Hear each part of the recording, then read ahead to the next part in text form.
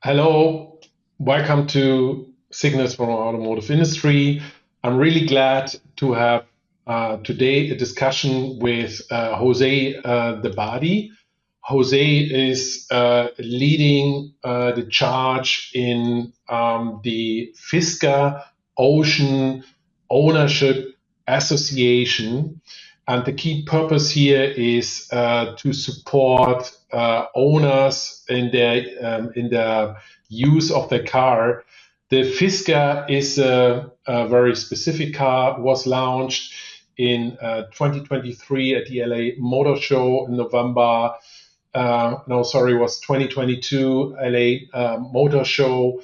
2023, there had been pre-orders reaching in the top was 60,000 orders. And then in 2024, the company noticed that the actually sales was only 4,600, and then they adjusted the production volume in Magna in Steyr in Austria. The plan was then in March to halt production, and this then ended in the complete stop of production. And then finally, we have this beautiful car. Here we see Henry Fisker, a very visionary car designer from Denmark. The core idea of the car was to provide electric cars to fleet operators, yeah, a big SUV, long range, and much value for the buck. So, Jose, welcome to the discussion. First question is how you came across the Ocean. When did you decide to get an Ocean for yourself? So, early 2023, I already had an EV, Volvo XC40 Recharge, and I was looking for another one so that both cars in our household were EVs, but I also wanted one that could tow our almost 2-ton caravan. And EVs and towing are not the greatest mix.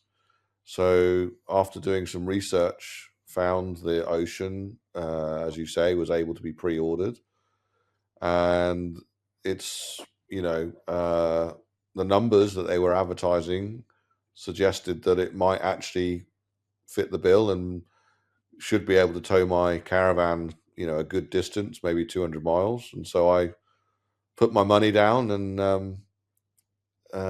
later on that year in November, took delivery. So you drive the car in the UK. So what is your typical range in summer and winter? So its advertised range is 440 miles or 700 odd kilometers. Yeah. In the summer, you absolutely can get over 400 miles if you drive very sensibly. Okay. Well, You're more likely to get 300 and something miles if you just drive it normally. In the winter, like any EV, it suffers a bit, but you still get well over 200, close to 300 miles without trying on a single charge, which, considering the size of the vehicle, it is huge. The When you look at a photo, it looks very slender and sleek, but it's a big vehicle. 2.5 tons, a Yeah, 4 meter T, in length. It is a five-seater with a huge yeah, trunk. five seater. It's very wide though. What is your key feature of the car? The key feature, I mean, it's that the car's design is all around being connected. It's designed as a connected vehicle, and some of the unique things it has is a solar sunroof. So again, here in the UK, maybe not the greatest feature given our climate, but I've still in just over a year The car claims that I've had over 400 free miles from the solar sunroof, which is, definitely, not zero. But it has lots of other interesting features. It has a taco tray, which is like a little table that folds out of the armrest, which sounds like a bit of a gimmick, but actually, if you're charging, being able to put your laptop somewhere sensible that you can work from for half an hour makes a big difference. And the whole infotainment system is, obviously connected, and it can actually rotate from its normal portrait mode 90 degrees to landscape, what they call Hollywood mode, and then you can watch your films on Disney Plus and YouTube and such. Again, quality of life feature whilst you're charging. So lots of little things like that add up to it being an interesting place to be. So great family car. You can tow a trailer or whatever you have in a trailer. You have enough space for an entire family. You have a trunk for the dog. I think you have also dogs, riding with I have you. a dog, and so he fits in quite happily. I have a divider, so half the trunk is for the dog, the other half still available for plenty of luggage. And one of the other features it has is California mode. So the press of a button and all of the glass in the car opens. So all 4 normal windows, the sunroof, the rear window, and also the little quarter lights behind the C panel, all of them open. So my dog definitely enjoys a sunny day and getting the breeze through the whole car. So that they're open on that image there. It's hard to see, but I showed a couple of let's say available cars in the German market, and the prices are, let's say, 35,000 give or take. So the original price was around 70 to 80,000, and these cars took a big hit when the company declared bankruptcy, because all owners, of course, they wonder how to, let's say, maintain a car. You found a solution for that. Maybe. So in May last year, 3 or 4 guys initially got together and created FOA, Fisker Owners Association, when they realized, the route that the Fisker was going was clearly towards bankruptcy. They asked myself to get involved fairly early on as a European voice, with this car being built in Austria, but under a US company, sold both in Europe and US. They realized very quickly that this was going to need to be a global operation.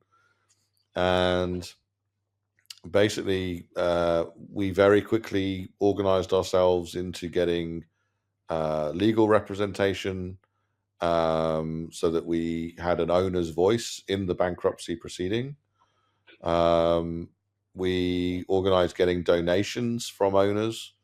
We raised several $100,000 to pay for that legal representation, which sounds like a lot of money, but when you're in a bankruptcy for a multi-billion-dollar company, that's unfortunately how much it costs. And gradually over time, we have negotiated access to the intellectual property that is required to maintain this car. We've taken over shared ownership of the remaining cloud with a company who bought 3,000 Oceans, who are leasing those to Uber and Lyft taxi drivers. How many are currently, Jose, in operation? How many cars? So how many owners? just short of 11,000 vehicles were built. Hmm. And there's approximately 3,500 in Europe, the remainder in US, of which 3,000 are owned by the company that leases them to taxi drivers. So in the Owners Association, what are the key, let's say, challenges you are currently working on to, let's say, keep the cars running? So right now, the primary challenge is getting version 2.2 of the software rolled out to all of the vehicles. So Fisker, in their dying breath, did manage to release a version of software, but never actually rolled it out to more than a few Hmm. test cars. And this version of software has a lot of quality of life fixes as well as some new features, and is actually mandated under a US recall. So we are helping get that rolled out now. And beyond that, we will then be looking at what can we do further in terms of adding new features to this car down the road. Right.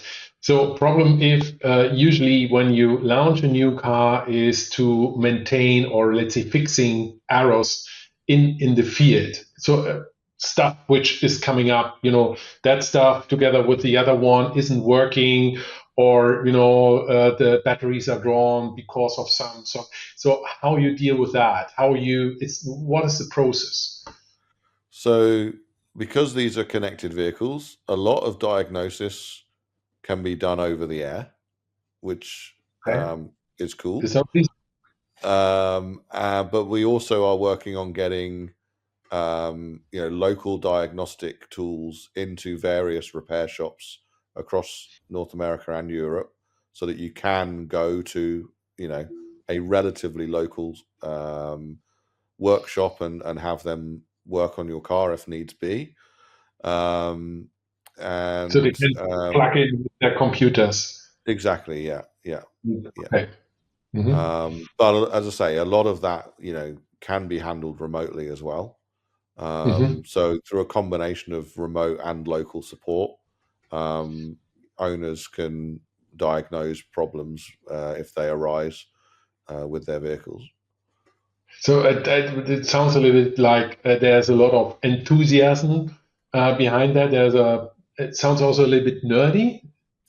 Yeah, it's definitely a bit nerdy, and I think that the enthusiasm comes because this is a great car. It's really frustrating that Fisker didn't survive, because what they actually produced was all round a great car. Yes, it has a few problems here and there. What new vehicle doesn't? But Yeah. we are working to hopefully solve many of those, both software and hardware related, over time, to Do, turn it into a really solid and usable platform. do you have these glooming headrests like here in this video? No, I don't think they ever made it to production. Right, right. This is the solar panel you mentioned, Yeah. which is, yeah, and this is, I guess, this is the Oh, California there you go. mode, That's right? California mode with all the Uh, glass opening. Yeah. cool. So let's say my colleagues from And automotive there's industry. Hollywood mode. Okay, this is for the family. Yeah. Yeah, the kids Yeah. love it. So let's say that in the automotive industry is always the question how you organize this, how you make Yeah, this work. it's up until recently just been a bit of a mad case of all hands on deck. Problems present themselves, and people have just said, "Yeah, I'll take that problem. I'll find a solution." We are now getting a bit more organised. Being an owners association, we are now going through the process of having our first votes on president, treasurer, secretary, and so on, so that if you're a paying member of the association, you get a choice in who the decision makers are going to be, and then we have a number of working groups that we've created. So we have vehicle IT, membership, servicing, much like any other company would do. We just happen to be a lot of volunteers that some of us have very applicable skill sets from our professional world. Some of us are learning an awful lot as we go, but we're making it happen. That's the main thing. And it's looking pretty good for the future and what we can achieve over the next few years. So we in the past we had many car companies going out of business. Let's say there are some in the UK. There are also on continental Europe. There are tons in the United States, and the cars completely disappears. Disappeared. So it sounds a little bit like that might be different now with EVs because build quality is good. The cars are, let's say, mechanically standard, not simple but standard. Everyone can maintain this, and it's about the software. So it sounds like you found a solution for that. Yeah, absolutely. And I think it's an important point to mention that the Fisker is not unique in being software driven and a connected vehicle.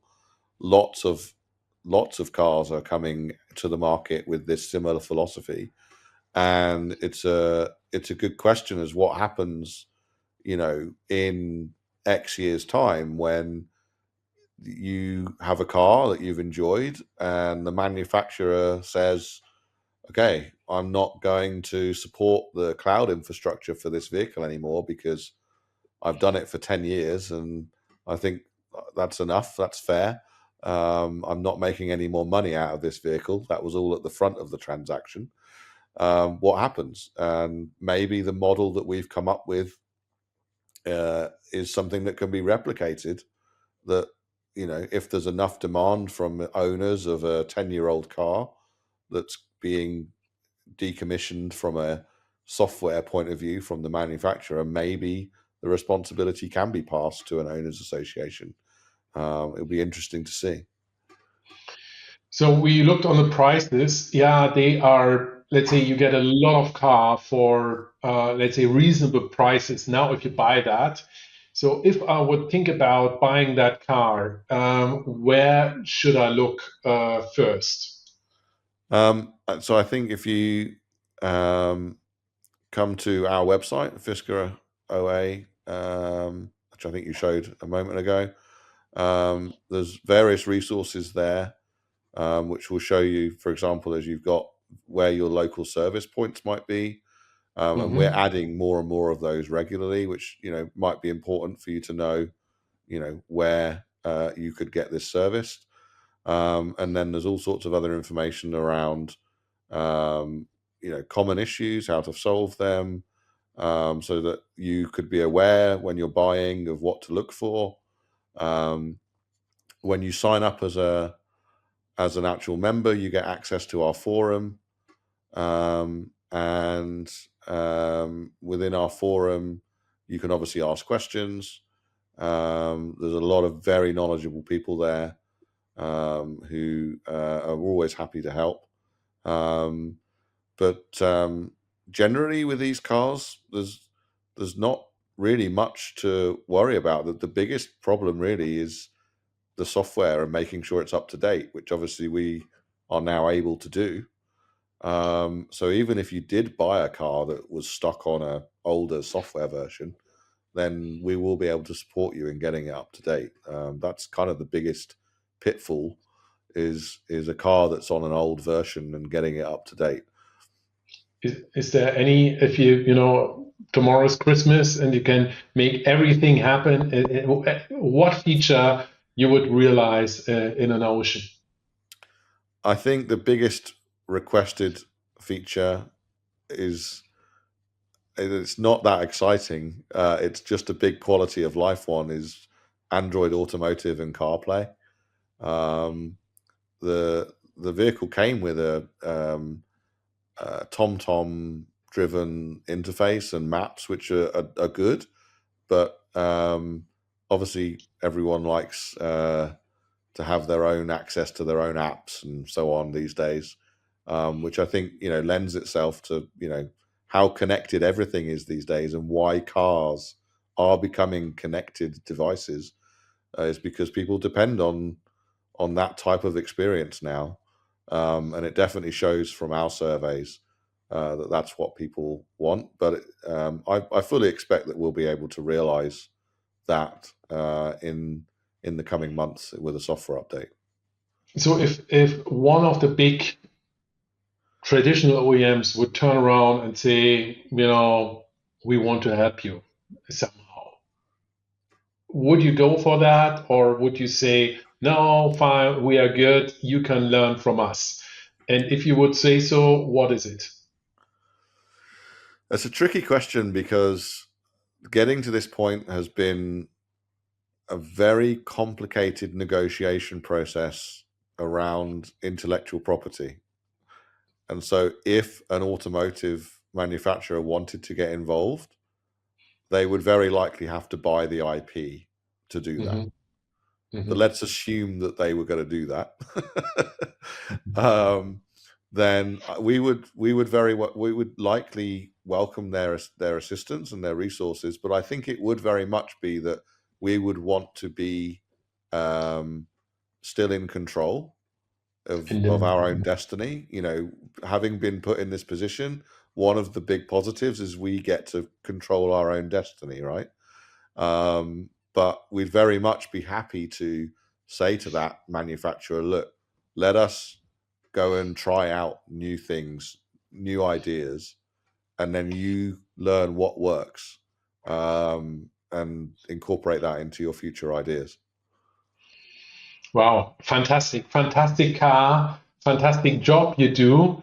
Thank you for this conversation. I think there's a lot to take from it. I wish you all the best for the future of Ocean. Yeah, and I might take a second look on Oceans available in Germany. Well, I definitely recommend it, and thank you very much for having me. Thank you.